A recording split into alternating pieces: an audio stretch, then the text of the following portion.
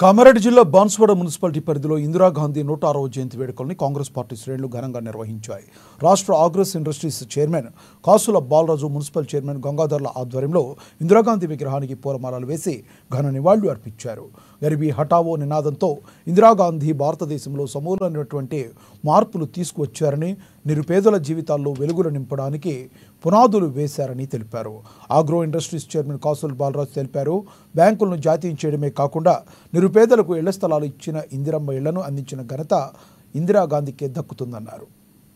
ఇందిరాగాంధీ గారు జన్మదిన సందర్భంగా అందరు కూడా ఈ రోజు స్మరించుకుంటూ ఆమె యొక్క సేవలను గుర్తిస్తూ ఈ రోజు కాదు సరే ఎప్పటికి కూడా గరీబీ హఠావ్ ఇటువంటి ఏవైతే ఉన్నాయో అందరు కూడా కులాలకు అతీతంగా పనిచేసినటువంటి సెక్యులర్ విజన్ అనేది తీసుకొచ్చింది. ఇందిరాగాంధీ గారు అందరు కలిసి ఉండాలా.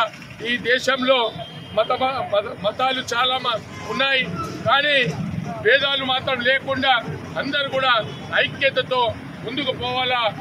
ఎవరైతే నిరుపేదలు ఉన్నారో వాళ్ళందరూ కూడా